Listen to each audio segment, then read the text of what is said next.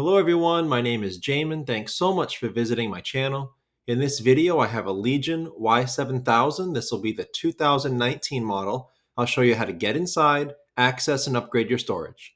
So first thing, power down your computer through the start menu. Make sure it's off and unplugged from your charger. We're then going to flip the computer over to access our bottom case screws. There are 11 screws on the bottom case. Once you remove those screws, you're going to take a small, flat, preferably plastic pry tool. I say plastic because it'll scratch your case far less than a metal one will. You're going to go around the seam of your bottom case and pry it off from the rest of your computer. Now be careful not to put your pry tool too far in. You could damage some internal components. Keep it on the edge. Go nice and slow, careful but firm, and you'll be able to get that off. It's generally best to start out back near one of the back corners. And if you get stuck going in one direction, just leave it, start on the other side, and continue around. Once you get your bottom case off, this is what you're looking at for the inside of your computer. Now, as a general computer repair side note, whenever I'm working on a computer in my shop, it's sitting on an anti-static mat. Either that or an anti-static bracelet are great ideas to avoid damaging anything in your computer when you're working on it.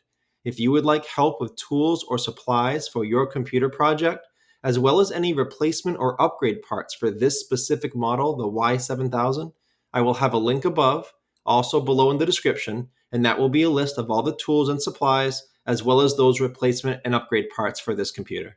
Now, before touching anything in a computer, it's always wise to remove or at least unplug your battery. Computers are safest to work on when as little power as possible is running through it.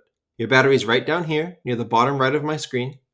It's held in by these 5 screws near the red arrows, and it plugs into the motherboard right here.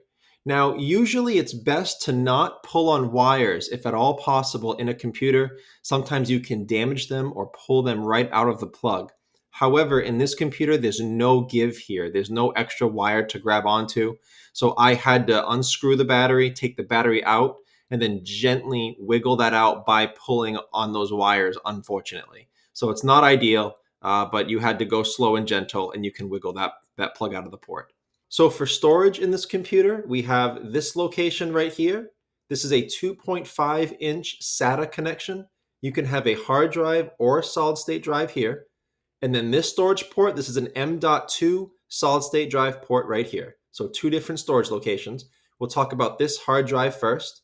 Many of you will have a 500 gigabyte to a terabyte sized drive here. This port can handle up to 2 terabytes of storage. So below in the description, in that link I told you about with all the replacement and upgrade parts, I will have 4 different options for this location. I will have, as far as a hard drive goes, I will have a 1 terabyte and a 2 terabyte size. And then I will have 2 solid state drive options that will fit into this port. Again, one being a terabyte and one being a 2 terabyte. As a side note, if you want to watch a quick tutorial video just educating you in the difference between various kinds of solid state drives and hard drives, just so you understand them a little better and which one is best maybe for what you want, there'll be a video link below in the description, and it will be that. It'll be a quick educational video explaining the differences between those storage devices. And then this port right here, this is the M.2. It takes PCIe, NVMe Gen 3 solid state drives, and this can be run up to 512 gigabyte size. So below in the description in that link, I will have 2 different options for you as far as this storage port goes. I will have a 256 gigabyte drive and a 500 gigabyte drive to choose from. And the reason why I include that small one, what a lot of people do with this type of storage setup where they have a hard drive capacity and a solid state drive, is they take a smaller solid state drive because they can run a little more expensive than hard drives. So they'll take a small one, maybe 256. They'll put their operating system onto that drive so that it runs very quickly. And then they'll use a larger 1 or 2 terabyte hard drive because hard drives are cheaper than solid state drives. And they'll max this out and use that for their files, their pictures, their videos, their long-term storage that doesn't need to be very quick like the operating system does. Kind of a nice, efficient way to not spend as much as you could, but get good outcome from it. The way to get your hard drive out, it's held in by these 4 screws near the red arrows, and it plugs into the SATA connection near this green arrow right there. So you would undo these screws and gently take it out, and then you would be careful, but you would unplug it from this hard drive connector right there. Don't just rip it out, because this plugs into the motherboard here. So you don't want to rip that out and damage it. But just hold the hard drive, hold the connector, and wiggle those apart from each other. After getting this out, if you want to replace your hard drive, the hard drive is actually inside this metal bracket that goes around it. It's called a caddy, and it's got two screws on each side, two here and two here. You would undo those screws, and then you could take the actual hard drive out of that metal caddy. And then you can put your new drive in, screw it to the caddy, and then screw the caddy down to the computer. The solid state drive here in the M.2 port, that's held in by a single screw here. Once you undo that screw, then you can pull this down and out of this port right there.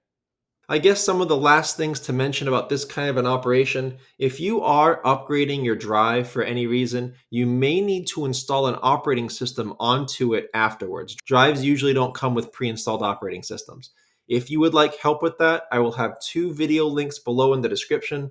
One will show you how to install Windows 10 onto a Lenovo. The other will show you how to install Windows 11 onto a Lenovo computer. And last thing to mention, if you are replacing a bad drive, if there are files on that drive that you need to recover or you would like to recover, data recovery on bad drives is possible. And on most bad drives, you can still get data off of it with various data recovery techniques. I will have more information about that below in the description as well.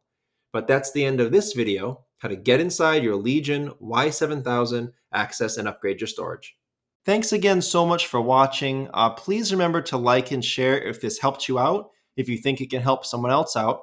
And feel free to subscribe if you enjoy DIY computer content like this, or if you just want to keep me on hand to answer any of your future computer questions. I do try to answer all questions throughout my channel at least a couple times a day. Also, feel free to check out the related links section below in the description. From time to time, I do try to add things in there that I think will help you with your general computer life, make it more productive, more enjoyable. So thanks again for watching, everyone. I look forward to seeing you on my next video.